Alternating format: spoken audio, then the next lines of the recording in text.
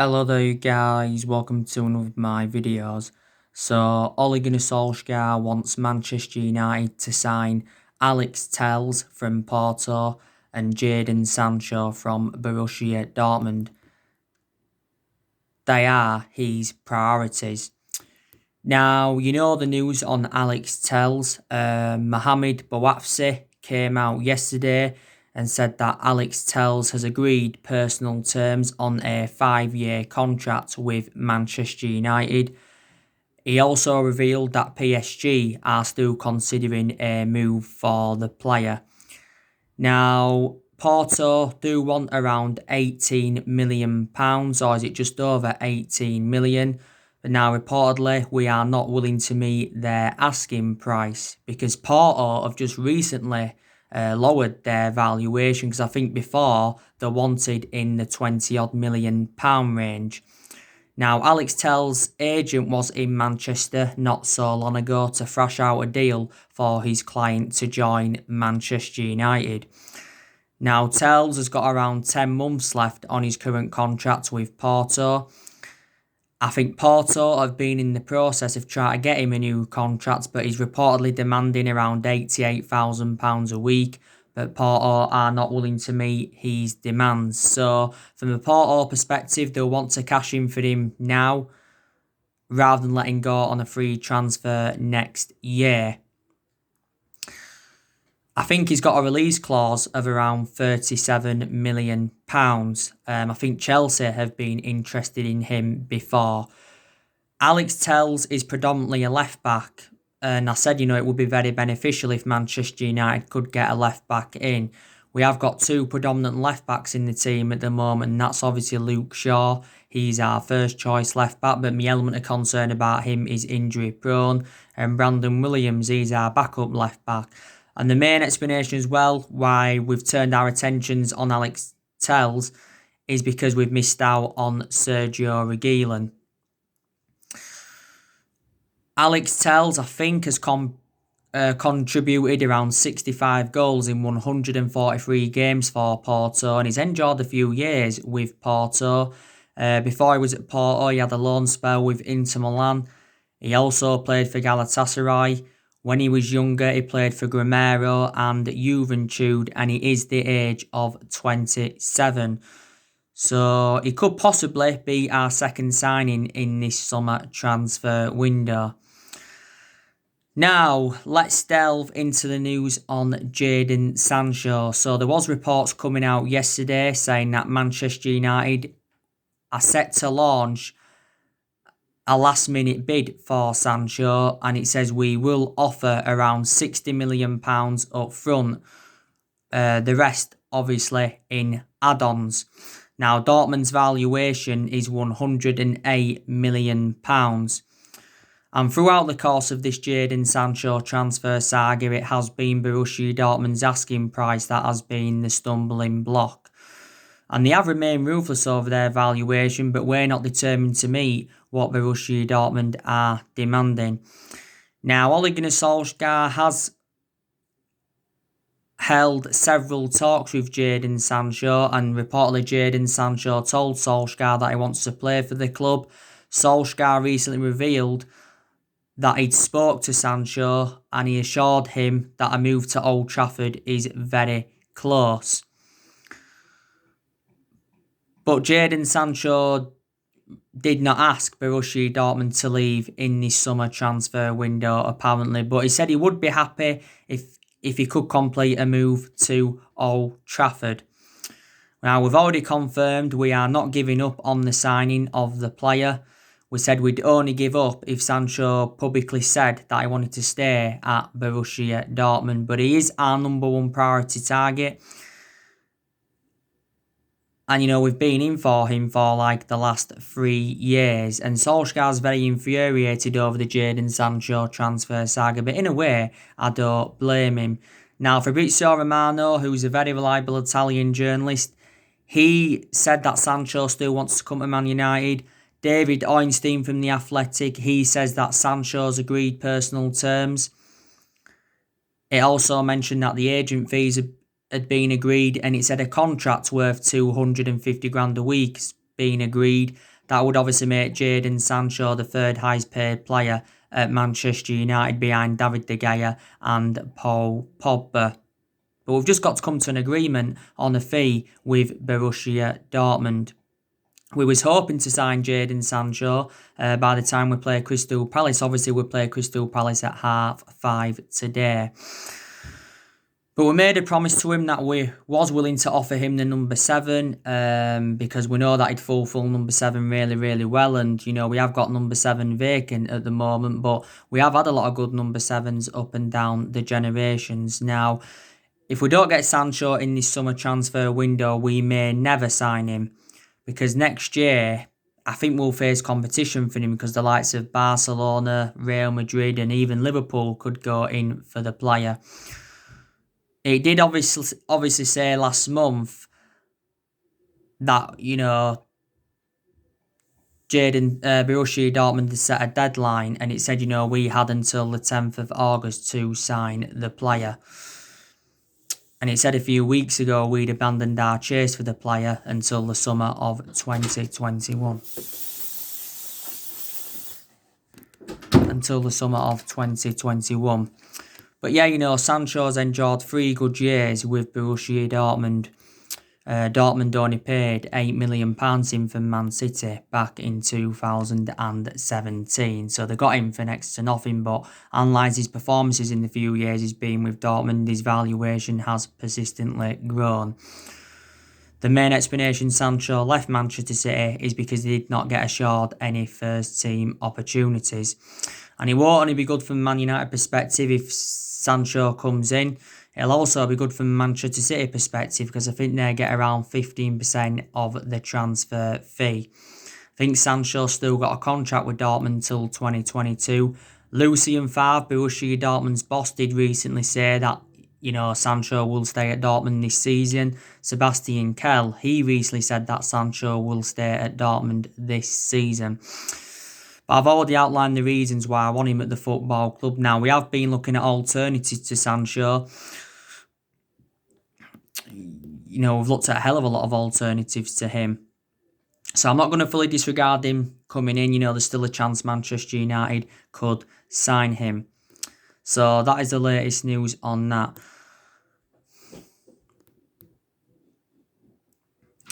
What will represent a good season for Manchester United? I think finishing in the top 2 or the top 3 would represent a good season. I think also Manchester United winning some silverware would represent a good season. So yeah, it really, really would. This season is big for Ole Gunnar Solskjaer and Manchester United because obviously, this season is Ole Gunnar Solskjaer's second full season at the football club. And I think we've got confidence going on into this season because obviously, last season we did quite well. Solskjaer exceeded most of his expectations. Obviously, we progressed to 3 semi-finals. We got to the FA Cup semi-final, we got to the Europa League semi-final, and we got to the EFL Cup semi-final. We got qualification for the Champions League. And I did say how important Champions League was for our players, attracting players and for the financial structure. And we also finished 3rd. That's the second highest we've finished since Alex Ferguson's retirement. But Solskjaer knows that he's got to exceed his expectations this season. Now, there's around 3 weeks, or is it just under 3 weeks left in this summer transfer window? And as it stands at the moment, Manchester United have only made one signing. That was Donny van der Beek from Ajax. We got him in a deal worth £40 million. He did sign a 5-year contract with a football club to keep him under contract with Man United till 2025. And we know that he's going to be wearing the number 34 shirt. Should be making his Premier League debut today. But I think Donny van der Beek will bring a lot to Manchester United, and Solskjaer's praised him in that. But Solskjaer said he wants to make 3 more signings after Donny van der Beek. And another infuriating thing, we're missing out on a lot of our targets. Obviously, we missed out on Erling Haaland in January, and that was a shame because he would have been an Ole Gunnar Solskjaer type signing. We also missed out on Jude Bellingham. We missed out on Jack Grealish because he recently signed a 5-year contract with Aston Villa. We missed out on Sergio Reguilon. We've missed out on Gareth Bale. And Solskjaer has revealed that he is very infuriated with the board. Main explanation is over the lack of transfer business in this summer transfer window so far, but we've been critical of the board in general anyway for several years. Reflects on how poor our recruitment policy's been. We've obviously overpaid for players. We've made a lot of mistakes in the last 7 years, and that's one of the main explanations why we've been so inconsistent. I think there's a lot of players that we have brought in the last 7 years who haven't been the right calibre players for Man United. I think there's also players, we've given contracts to, some players we've given contracts to who we shouldn't have given contracts to.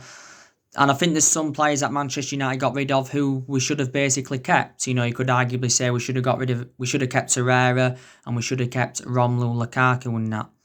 And I just think the managers that we've had since Ferguson retired have not been backed enough. And I don't think Solskjaer's getting backed enough in this summer transfer window. But I think he does deserve more backing as Manchester United manager because he's publicly admitted that Manchester United have got to spend money in this summer transfer window. And, he is progressing as Manchester United manager. And Woodward said quite a few times that he's determined to back Solskjaer. Also, the Glazers said quite a few times that they're determined to back Solskjaer. Woodward's been at the football club since 2012, and the Glazers have been at the football club since 2005. And another one of my element of concerns is teams around us that are also doing very, very good recruitment. Liverpool, though, they've made 3 signings now in this summer transfer window. They've just got Diego Jota in from Wolves for around 45 million. They've just got Thiago in from Bayern Munich, and they also got Tsikmas. Chelsea, by far, they've done the best business so far. They brought the likes of Hakim Ziyech in, Timo Werner, Ben Chilwell, Kai Havertz, Milan Sarr, Thiago Silva, Mendy. They try to get Rice now. Chelsea's priority is to get a goalkeeper to replace Kepa Arrizabalaga. Man City, they've brought Nathan Ake and Ferran Torres. Leeds, they've also made some good signings. Arsenal, they brought Gabriel Magalhaes in and Willian. Tottenham, they've also made some good signings. They've obviously brought Reguilon in.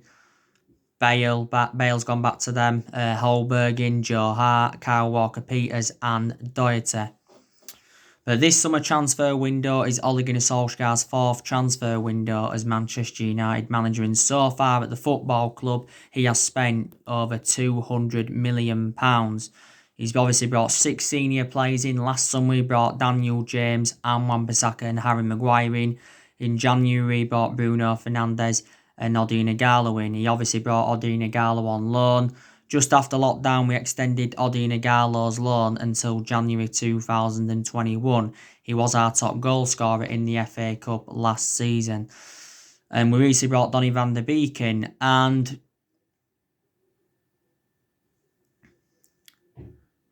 Solskjaer's brought quite a few academy players into the football club.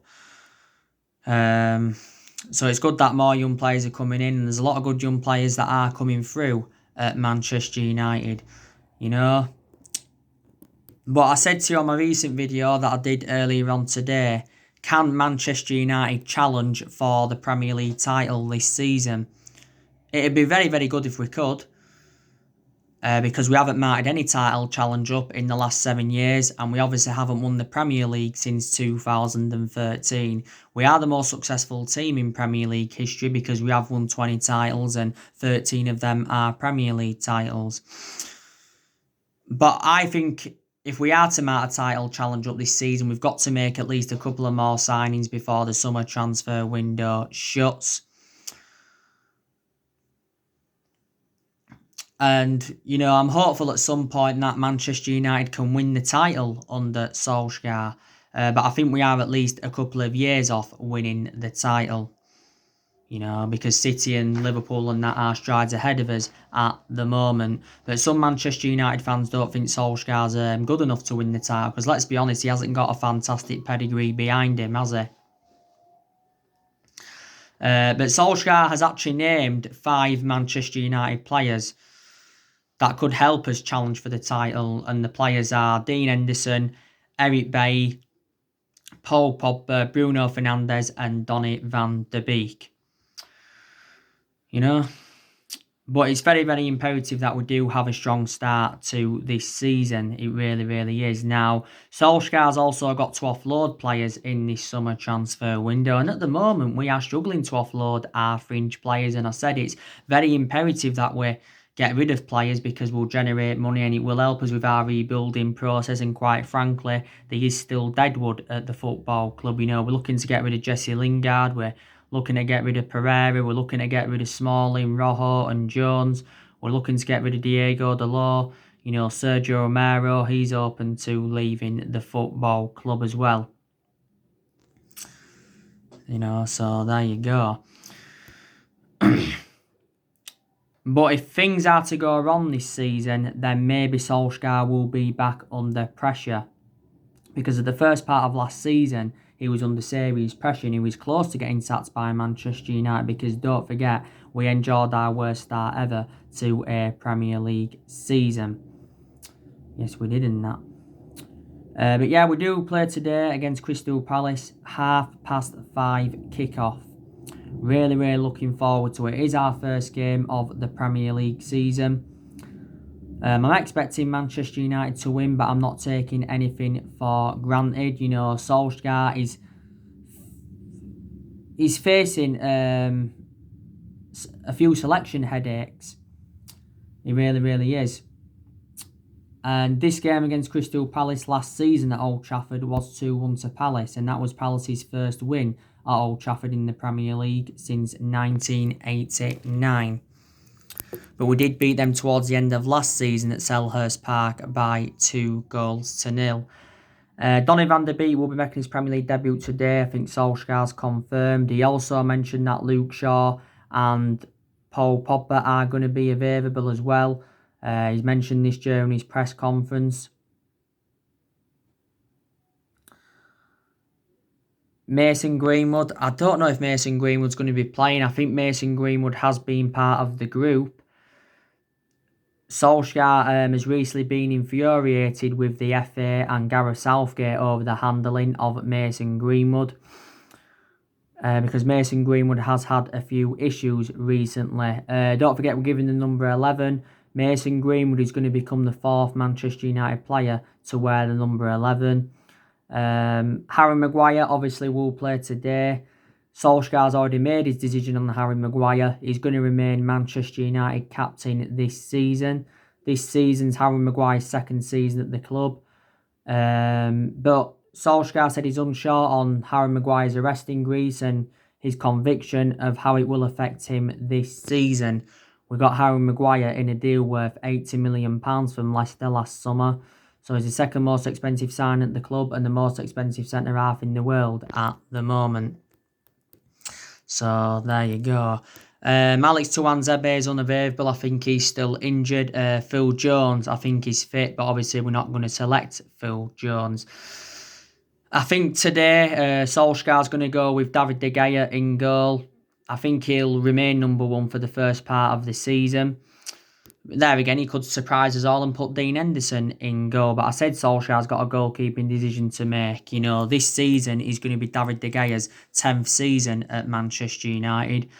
And I think David De Gea's had 7 good years at Manchester United out, you know, the 9 years or so he's been here. Because in the last couple of years, he has been a liability, reflecting on the calamitous mistakes he's made. De Gea has made over 400 appearances for Man United in all competitions. 300 odd of those appearances have come in the Premier League. But he has won everything domestically at the football club and he's also won individual awards, reflects on his good performances over the years. We paid just over £18 million for De Gea from Atletico Madrid back in 2011. And I said if we'd have sold him in this summer transfer window, we'd have still got around £60 million for him. It was only last September David De Gea signed a new contract worth £375,000 a week. But Solskjaer's warned De Gea that his position is under threat by Dean Henderson. But I think Dean Henderson needs to be number one this season, because I think Dean Henderson is now reliable enough to become our number one. He has got that experience behind him, because he recently enjoyed 2 successful loans with Sheffield United. And I've got to say, he was Sheffield United's player of the season. We got Dean Henderson at the age of 14, so Dean Henderson has been part of the club for several years. Dean Henderson the other week signed a 6-year deal with Man United worth 120 grand a week. Good news is as well from our perspective, Palace have got injuries, like I confirmed on my preview. They've got quite a few defenders out, haven't they? I heard that they've got Benteke out anyway. They've got Connor Wickham out. They've got James Tompkins out. They've got Gary Cahill out. They've got Patrick Van Aanholt out. And I think they've also got Nathan Ferguson out. Saka who's just come back from injury for them as well. They've still got some good players of Palace. You know, they've obviously got Wilfred Zaha, who was obviously a former Manchester United player. He was actually, the final signing Ferguson made before he retired. They've also got Jordan Ayew, who's quite good for them. I still think they have got Andy Townsend. They've also got Batshuayi of Crystal Palace, and Crystal Palace's current manager is Roy Hodgson. And like I said, I'm still surprised he's managing now, because he's in his 70s. He's Roy Hodgson, managed around 16 clubs in his managerial career. Obviously, he's currently managing Palace now. He's managed Liverpool, Fulham, and West Brom before. He's also managed Underneath, Blackburn, Grasshoppers. Can't remember exactly every team, but he's also managed, I think, the England's under 21s. So I am really, really looking forward to this game. We've obviously got Luton Town in the Carabao Cup on Tuesday at Kenilworth Road. And that's a game Manchester United should be winning. I do presume that Solskjaer will be making quite a lot of rotation in that game. Probably give the youngsters their opportunities in that game against Luton Town. And our second league game after Crystal Palace is Brighton. That's another game that Manchester United should win. But within our first 7 games, we've obviously got Arsenal, Tottenham, Chelsea and Everton. They're all going to be very, very tough games. But I always said that Solskjaer deserved another season at Man United because it is a transition period, and it has been a transition period for a while. Let's put into the equation, Solskjaer, when he first came in, he was inheriting a squad that was worth 700 odd million pounds. This is before obviously Solskjaer made signings, because Solskjaer's inheriting a lot of players here from the Jose Mourinho era. There's still a few players here from the Van Gaal era, still one player here from the Moyes era, and still a few players here from the Sir Alex Ferguson era. So let's just put that into the equation, Obviously, in the last 7 years, we have been playing catch-up, because obviously we've had different managers with different philosophies. We spent close to the £1 billion range on players. But the managers we've sat since Ferguson was obviously Moyes, Louis van Gaal and Jose Mourinho. We have only won 3 trophies since Ferguson left, and that was the FA Cup under Van Gaal and the Europa League and the League Cup under Jose Mourinho. But under the Sir Alex Ferguson era, we won a total of 38 major honours. And I said the vast majority of our success came under Ferguson. Ferguson endured 20 odd years at the club.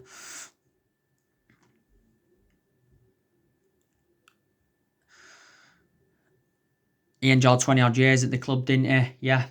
But Ferguson didn't settle in straight away, because he didn't win out in his first 4 years at Manchester United. So let's just put that into the equation. But before Ferguson, we weren't so good, because we weren't good under Ron Atkinson, we weren't good under Wilf McGuinness, we weren't good under Franco Farrell. We actually got relegated under Franco Farrell back in 1974, which is that a good 40 odd years ago now, or something like that? But like I said, still quite a few things that Man United have got to do before this transfer window shuts. We're obviously going to keep a lot of players as well as sell players, because there's definitely players that have stepped up to the plate under Solskjaer. Martial's done very well. I think Rashford's done very, very well. Don't forget, Rashford's just recovered from an ankle injury. I think the likes of Fred, McTominay and Matic have done really, really well. I think Greenwood's done well. Brandon Williams has done well. I think the signing Solskjaer's brought in have done quite well. Pogba did well towards the end of last season. So there's a lot of players that have done well. Mata, he'll stay at Manchester United at least for another season. He doesn't get in the team a lot now, but he will stay for at least another season. And David De Gea is obviously going to stay for at least another season as well. Other improvements I've seen under Solskjaer. I think there's definitely aspects of our game that have really improved. I think Solskjaer's got rid of a lot of the deadwood since he got recommended into Manchester United. I've also got to make an admission, I like the way Solskjaer's used the young players.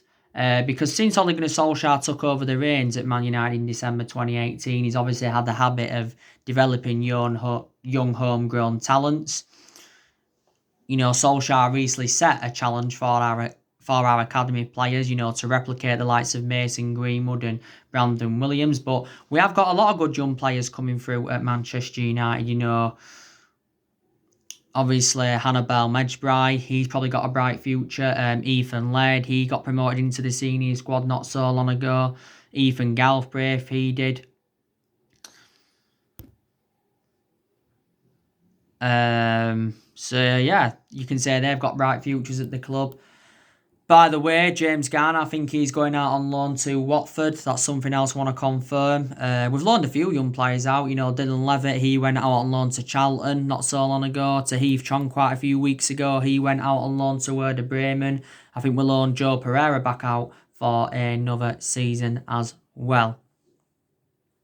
So there's definitely positives to take from Solskjaer's tenure so far. But he has been at the football club now over a year and a half. Solskjaer's just got under 2 years left on his current contract.